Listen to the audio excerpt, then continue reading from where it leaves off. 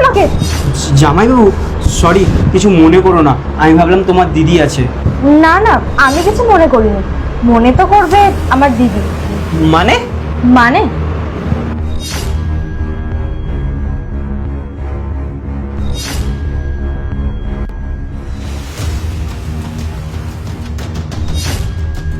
দিদি বলছে আমি তো অনেকদিন পর এলাম রে, তুই জানা ভালো কিছু বাজার করে নিয়ে আয় বাজার থেকে। আমার তো রান্না হয়ে গেছে। তুই কি রান্না করেছিস? শাহী পনির আর লাচ্ছি পরোটা। না না, তুই এক কাজ কর, মাটন নিয়ে আয় যা। তোর হাতের সেই মাটনটা, উফ, আমার তো জিভে জল চলে এলো।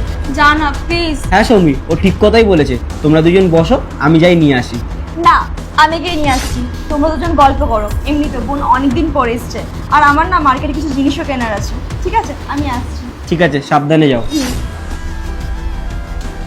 দেখলে তো আমার ট্যালেন্টটা কেমন?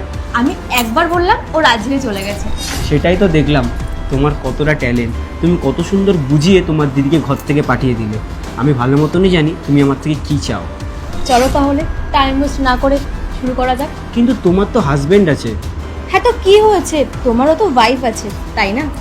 ঠিক আছে, তাহলে চলো রুমে। এ বাবা, ম্যাডামের স্বামী আর ম্যাডামের বোন মিলে দুজনে মিলে ম্যাডামকে এইভাবে ঠকাচ্ছে। না না, আমাকে ম্যাডামকে বলতেই হবে, না হলে এরা দুজন মিলে ম্যাডামের জীবনটা পুরো নষ্ট করে দেবে। আমি ম্যাডামকে আজকে বলেই দেবো সব কিছু। ম্যাডাম, ম্যাডাম, এ কি তুই এলি কেন? আসলে আপনাকে কিছু বলার ছিল। সেটা তো তুই ঘরেও বলতে পারতিস। এটা ঘরে বলার বিষয় না। আপনি যখন বাড়ি থেকে বেরিয়ে গেছিলেন, আপনার স্বামী আর আপনার বোন একটা রুমের মধ্যে ঢুকে গেছে, আর ওরা না খুব নোংরা নোংরা কথাও বলছিল। তুই কি সব বলছিস? ও আমার বোন। আমি জানি ম্যাডাম, আমার মনে হয় ওনারা দুজন মিলে আপনাকে ঠকাচ্ছে। আমার কথা আপনি বিশ্বাস করবেন না, এটাও আমি জানি, কিন্তু আপনি বাড়িতে যান, ওনারা এখনো রুমের মধ্যেই আছে। ঠিক আছে, আমি যাচ্ছি। যদি তোর কথা সত্যি না হয় না, তো তুই দেখবি।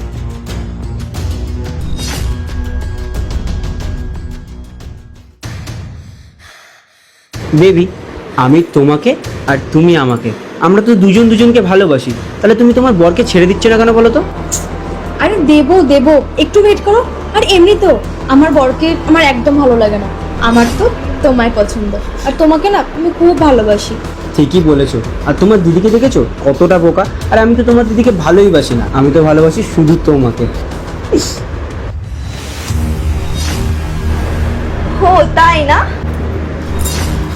সৌমি, তুমি এখানে কি করছো? তুমি তো বাজারে গিয়েছিলে। হ্যাঁ দিদি, তুই এখন কি করে এলি? তুই তো বাজারে গেছিলিস তাই না? হ্যাঁ গিয়েছিলাম, তারপর রিটার্ন এসেছি। আর না এলে না তোদের এই আসল চেহারাটা দেখতে পেতাম না। আরে বোন, তুই তো বিবাহিত, তুই তারপরে এটা কি করে করতে পারলি?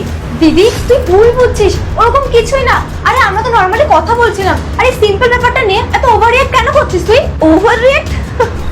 তোর কাছে তো ওভার রিয়েক্ট হতে পারে, কিন্তু আমার কাছে না। আমি রাহুলকে না সত্যি ভালোবাসতাম, আর আজ যদি মালতী আমাকে সবটা না বলতো, আমি হয়তো জানতেই পারতাম না যে তোরা এরকমটা। সৌমি, তুমি প্লিজ আমাকে ক্ষমা করে দাও। বিশ্বাস করো, আমি ইচ্ছা করে কিছু করতে চাইনি। তোমার বোনই আমাকে সব কিছু বলেছিল যে এইগুলো করো। ক্ষমা? কোনো ক্ষমা নেই। আমি তো তোমাকে ডিভোর্স দেবো। আর শ্রুতি, দাঁড়া, আমি তোর বরকে ফোন করছি। এবার তোর বর সে ডিসাইড করবে তোর কি হবে। দিদি ছাড় না, যেটা হয়ে গেছে হয়ে গেছে। এই ছোট জিনিসটাকে নিয়ে এত বড় কেন করছিস? আর আমি যে তোর বোনই হই, বল তুই দিদি হয়ে একটুখানি ক্ষমা করতে পারবি না? একদম চুপ কর। এত নোংরামো করছিস, তারপর বড় বড় কথা বলছিস। তুই দাঁড়া, তোর বরকে না, তোর পুরো বরের ফ্যামিলিকে ডাকবো, আর আমার বরের ফ্যামিলিকে ডাকবো। এবার ওরা সে ডিসাইড করবে তোদের সাথে করবেটা কি। আর তুমি ভেবো না তোমাকে আমি এমনি ছেড়ে দেবো, তোমার আমি কমপ্লেন করবো। তারপরে দেখো তোমার কি হচ্ছে। সৌমি, তুমি প্লিজ আমাকে ক্ষমা করে দাও, আর কোনোদিন এরকম হবে না। প্লিজ আমার কথা শোনো তুমি। কোনো প্লিজ না। সৌমি।